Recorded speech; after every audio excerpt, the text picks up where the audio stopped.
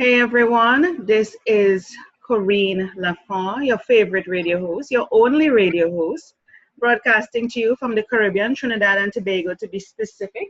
I always like to talk about the weather a bit because I'm always thankful to be alive, to be doing this and interacting with people from all over the world. It's a beautiful day out. It's always beautiful, whether it's overcast, whether it's sunny, whether it's damn hot, whether it's wet and sloppy. I really don't care. I just love it either way. It's just beautiful outside, and I'm just so thankful. So I always start my show being thankful for everything and everyone, and just being here to appreciate another day. It's the first thing I say when I open my eyes. I am so thankful, God. Yeah. So I have with me a handsome man, very humble and handsome. I mean, if you were able to see me right now, the only reason why I'm not showing myself is because he's not showing himself. No, I'm just joking. But but his hairstyle, I got my hair done yesterday. So his hairstyle, if he still has it, according to the video I'm seeing here, is similar to mine. It's just his is long and falls nicely. Yeah. So I'm working towards having my hairdo like his. Okay. When I do, then I'll show myself. So I have Brian Renslow with me. And like I say, he's a humble man. I'm going to tell you a little bit about him. He says he doesn't have a degree or anything like that. So tell you he's very humble. He says, please say, and I'm going to just repeat it. He found out when he was going to be a father that he put aside his personal hopes and dreams and willingly, lovingly gave his youth and energy to being the best father and husband that he could. Now that's humility. Now that his family is grown, he has developed living family history, which we're going to be talking about today. That is his life experience and all his best to humanity. LFH, or Living Family History, is a private family history archival site with a social media component designed specifically to decrease the effects of death by lessening the pain of loss through a determined media treasury. So we're going to go back here now to his site. And I just, kind of segue a bit just to read his bio. So if you see a blank screen, that's okay. That was just me reading that little bio there. And so we're back on the screen talking with Brian Renslow. Brian, welcome to Between the Lines. Thank you so much. I'm looking forward to it. You sound even lower than before. Why are you sounding so low? Well, I'm not quite certain. How's that sound? Yeah, get closer to me, Brian. Get closer to me. Don't stay so far away. Thank you. Yep, I'm looking forward to this. I've been looking forward to this for a while now, and here it is. I can tell. You are texting me. You are emailing me. You're well, this is one eager guest. I just didn't want to mess up. That's all. You're not messing up anything. He told me that this is his first interview, and he chose Between the Lines. Isn't that awesome? Wonderful, yes. Yes. You were sounding so much louder before we started recording. I want you to be loud, nice and loud, so persons who will be listening to this can hear you. I'll do my best. Thank you. Yeah, check your volume. Do something. I really want to hear you loud and clear. You were so loud before. It's crazy now. All right, so let's go. So here we have Brian. I used to be showing his site on the screen, and he has a couple of videos. I don't know if I'll have the time to show both of them, but I'm definitely going to show the first one because I watched it and it gave a nice little intro as to what living family history is. So what I'm going to do before I allow Brian to talk, I'm going to show his video, which you can also access on YouTube. I'm sure it's going to show up the YouTube link here as well. So we're going to learn about living family history. We're going to get into a deep discussion on what living family history is and how it can help you. Is it something that you want? Is it something that you want to delve into? Or if it doesn't work for you in the way that he's suggesting, how can it work for you that will make you comfortable? Yeah, so let me play this video here. Hope you can hear it. I remember the doctor saying that my mother could live for years. And so to lose her that fast was really a shock. And frankly, I wasn't ready. Now, I know it's been said that someone is not truly dead as long as you can remember them And that statement, in my case, was put to the test shortly because I found it difficult to recall my mother's voice. And that alarmed me. But thankfully, I have this. Answering system is on. We are unable to take your call. Just leave a message and we will get back to you. That's my mother's voice, and I'm glad to have it. And that actual 11 seconds has now become a family treasure. And yet it doesn't begin to describe what a beautiful person she was.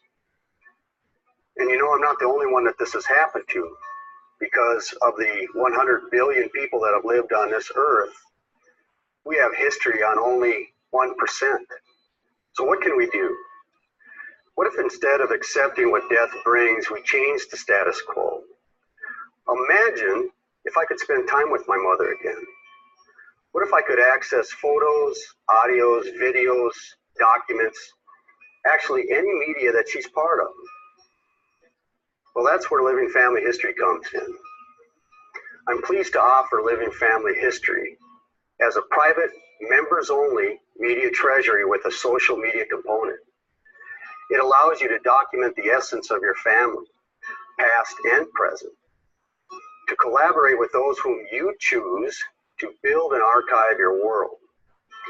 Not only will we store it, but give you the tools to collect and categorize all your memories. Here's what we won't do. No advertisements within your digital home. No data mining. No Big Brother spying. What you put in your digital home is yours. And each digital home is fully transferable generation to generation. For too long, death has robbed us while hurting us deeply. But for the first time ever, we can ensure that what was lost will not be forgotten. I invite you to check out livingfamilyhistory.com, a safe digital family environment to build a lasting testimony to your loved ones. I'm going to pause it there since it's at the end, so that we can feature this video on on the recording that we're going to be doing. So Brian, Living Family History, why is it so important to you? Why do you want to preserve the voices of people who has gone? Why don't you leave the dead? Well, humanity's amazing. We've had 100 billion people on this earth, and we only have around 1% media or any information on only 1% of the people that have lived on this earth, and so we've lost so much. Mm-hmm. Some of the biggest regrets that people have is not being remembered when they die. Mm. So what Living Family History does is it takes all the media that you have, whether it's photos or videos or audios or documents. It could be anything that they put together. Mm-hmm. And I've built Living Family History to save that information. Okay. So what happened with my mother was when she died, I got back to being a father. I owned a business. So I had to run that again. And during the quiet times, I was just trying to recall her voice in my mind's eye. And the voice was getting farther and farther away. And that's when I was alarmed. And so when I looked around to see what I had, all I had was that answering machine, her saying she wasn't home. Wow. And that started this odyssey.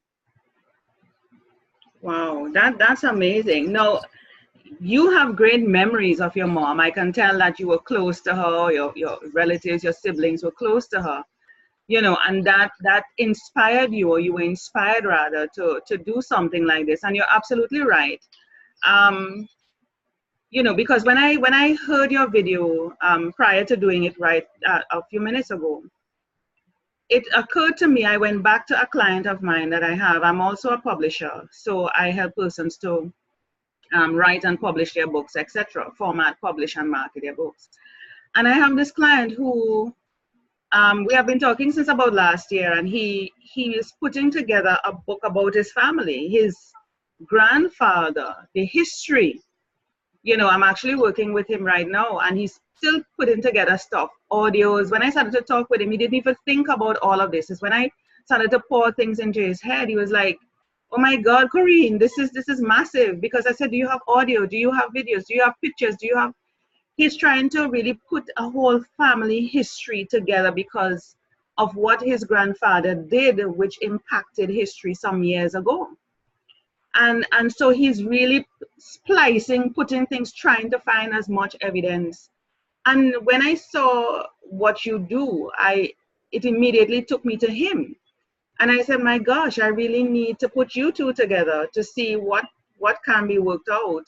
Because this may be for his grandfather who passed on some years ago, but they may want to continue doing this for his father who's still alive, his mother, you know, or other members of the family may want to do this because of the name. They carry a significant name, you know, and they may want to capture this. But my first thought, even before understanding what you did, was like, ew, this is so creepy. You know, I really don't want to hear somebody whose voice is gone, you know, especially like how you have it on your phone as you're answering voice. You know, it sounded creepy to me. And the other side of that, just to add it in, is that some people probably don't want to be remembered, or some relatives who are still alive don't want to remember some of their relatives because it brings back it brings back bad memories for them. They may not have had a good relationship with their mother, or whoever may have passed. So how do you balance that? Well, here's how I think about it. The relationship I have with my family is a good one. And every family has its bad influences. And yet that makes what the essence of the family is. But when I'm missing my mother, okay, and I feel pain and I feel loss, I might get depressed. If I have a place to go to visit her again and to listen to her words, for instance, I have a diary of hers from when she was a young woman, when I was a little boy. And I get to visit her as a 20-year-old woman.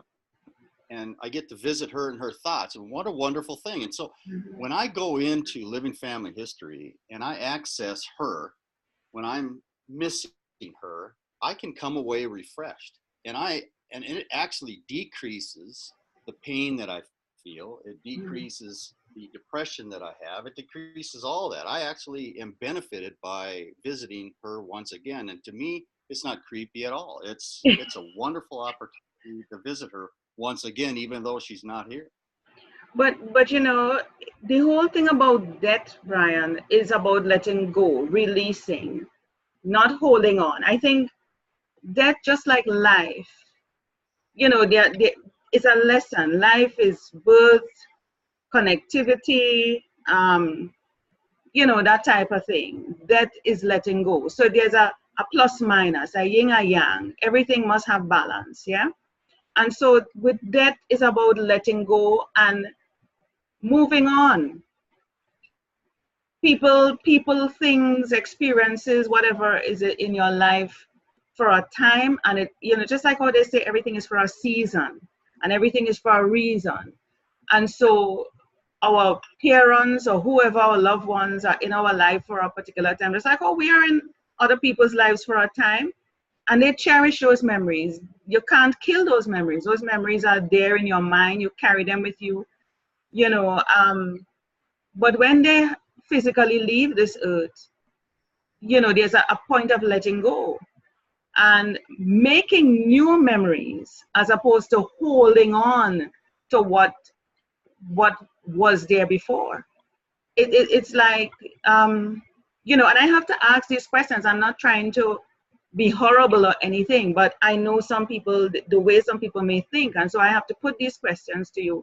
You know, they may say, I really don't want to hold on to that. I want to move on with my life. I don't want to keep holding on to the past.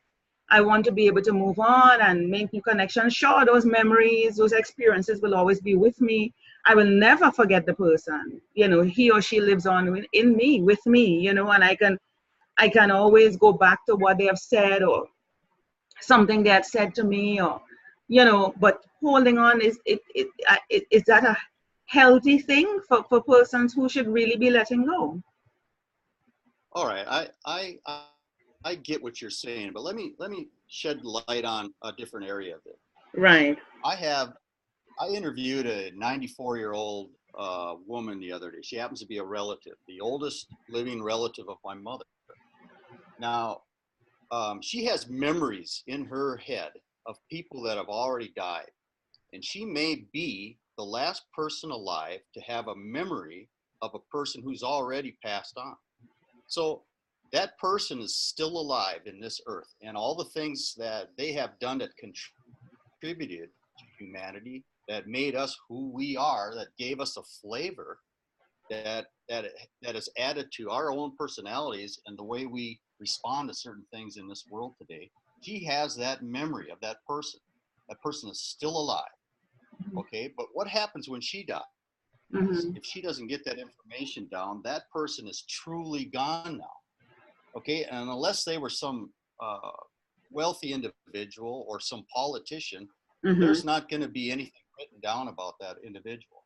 And so we've lost that valued influence that helped us, help the entire humanity become who we are today. Mm-hmm. Not only that, but information. Think about what he might have built, or things, ideas that he had, right, that could contribute to our future. That's gone as well. Yeah. And I'm trying to save those. I see where your mind is at in terms of the archival, which is what I love about it. In terms of historical information, because as you spoke a while ago about ideas, inventions, things that people may have done that you may not even know about. I go back to Martin Luther King and people like that. If there were no video footage, recordings, nobody would know what Martin would have said in his speech, or the march, or anything. If people at that time were not capturing these things to be able to continue to inspire us up to this point and beyond, because when we go, Martin Luther King's name is still going to carry on. So, exactly. Right. As a matter of fact, you know what day today is? Today in Memphis, Tennessee, Martin Luther King gave that speech on I've been to the mountaintop. And so we have that wonderful information from him, that vision that he had that can inspire us today. Yeah. I'm inspired by him. Yes. And I'm thinking about him today. Wow. No, that is really significant. I think what you're doing is helping history, and the work that you're doing may not necessarily work for somebody on a personal level. They need to look at it as a bigger picture, in the bigger picture. A lot of us may feel our lives are insignificant. I haven't done anything to talk about, I haven't done anything to talk about, who would want to know, kind of a thing. But you just never know. You just never know. You may have gone through an experience that you need to share, you need to share with others, or it may impact somebody else's life. And so, like I said, I have a client who is writing a book that you can put all of these things together in a book or several books. You can take all those recordings and repurpose them into written content. All sorts of things can be done. You just never know what. So the main thing is, like, as we say in the Caribbean, take in front. It's better to, prevention is better than cure. Record the stuff, keep it, archive it, have a place where it can be archived safely, like with your site, Living Family History. And so you can easily just access that to do what you want with it when the time comes. Life's not easy, and there's challenges that come our way where we could use some advice. Can you imagine if, as this Living Family History progresses, that we could get, say, friends and family that we know that could inspire us, maybe put together a video saying hello to future family, maybe saying something like, here's what I've learned in life, and if you ever have a challenge, I've learned to do this in this particular case. if you're ever sad, what if my mother was to say to me, Brian, I know you're challenged today, but let me tell you a story about what I saw of you when you were a little boy. Something to inspire me to continue on, because and that's what I'm hoping to get from her. Mm-hmm. Yeah. Oh my goodness. That is something significant to think about. And I think people just need to wrap their heads around it. Get over the creepy side of it, because just hearing your mother's voice on that, on your phone again, might be a bit, shaky for some people. But in terms of the bigger picture, the impact it can have, you just never know. And the thing about it, the way how we may be so limited in our thinking, in our vision, some of us, we're not thinking beyond. We're not thinking, what if? The what if possibilities. What if? Let me just do this right now. I just don't know where it can lead me. And this is what I keep encouraging people to do. Think of the what if. You just do the thing. Somebody might be asking you, why are you wasting your time doing this and that? You're like, I just don't know, but I'm just doing it. I'm just doing it. The what if possibility. You remember the hologram on the old Star Trek series, where you could walk into this virtual world and the computer would make a scene for you. Oh, nice. Well, living family history will be very much similar to that eventually, where we can walk in and have a discussion with a family member, maybe someone from the past. Oh, wow. And again, the whole idea is to wrap yourself into this quilted blanket of these many patches that your family has made. This wonderful thing that you could wrap yourself up into when you need to, or anytime you choose. There's nothing like being around a loving family or a loving friends. Yes. Yeah, that sounds awesome. That's the kind of 3D future Star Trek-y kind of thing going on there that you're planning.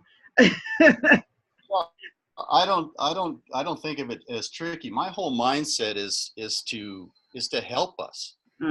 I just realize, I've been through a lot of life, and it's I've had my ups and my downs, and there have been times where I could have used that blanket to wrap myself into. I was just too far away from family, but if I could access them anytime I chose, what a help that would be for me. Yes. And you said there's a social media component to it. Tell us a little bit about that as we wrap up the show. Okay. Say you've got a box full of pictures, which most people do.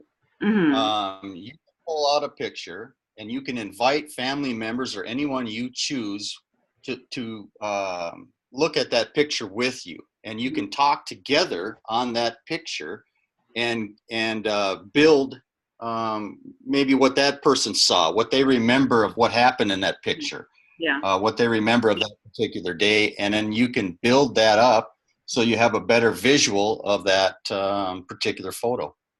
Nice. And pictures or anything visual is what really is working these days. And once you post one of those black and white photos, it really brings a nostalgia to people, and you're like, oh, look at Brian in his shorts. And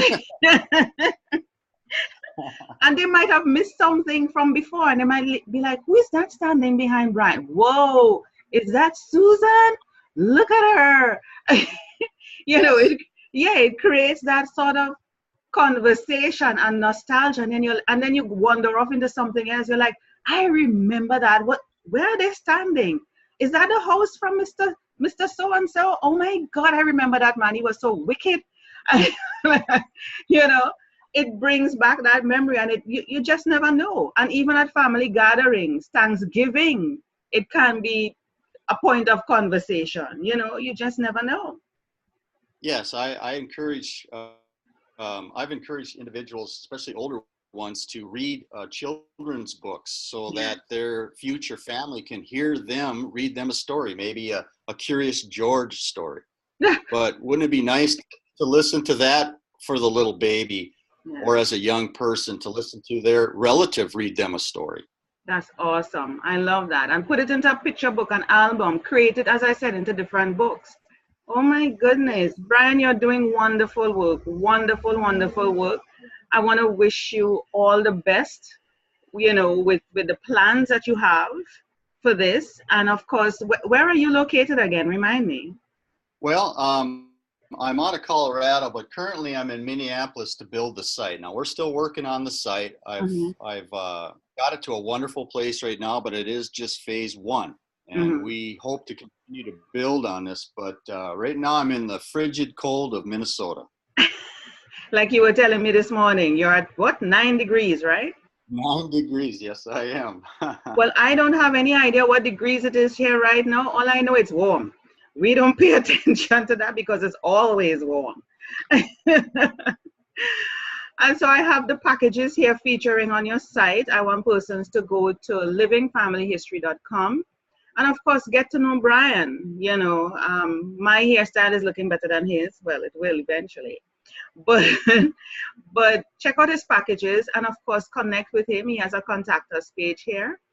And support him in this. And if you think this is something that would interest you, think big, think beyond the what if. You just never know. At this point, it may not be useful to you, but you just never know. Brian, any final words before we go? Yes. I'd like to mention that the site is a private site. So I'm sure everyone knows what's going on with Facebook right now, how they've data mined everybody. Right. We won't do that at all. As a matter of fact, when you go into your digital home, it'll be very much like your own. You'll open the door and you will only see in your home the people you invite. There'll be absolutely no advertising within your site at all. And that's why it's private, and that's why it's a monthly subscription. So we'll get away from those kind of big brother spying type of things. You won't have that at Living Family History. Very good. Thank you so much, Brian, for being on Between the Lines. I am running out of time, and I have another guest like coming to jump on in a while. So I want to thank you so much for being here and sharing what you have done with the world that can really create a significant impact. Thank you so much for being here. Thank you.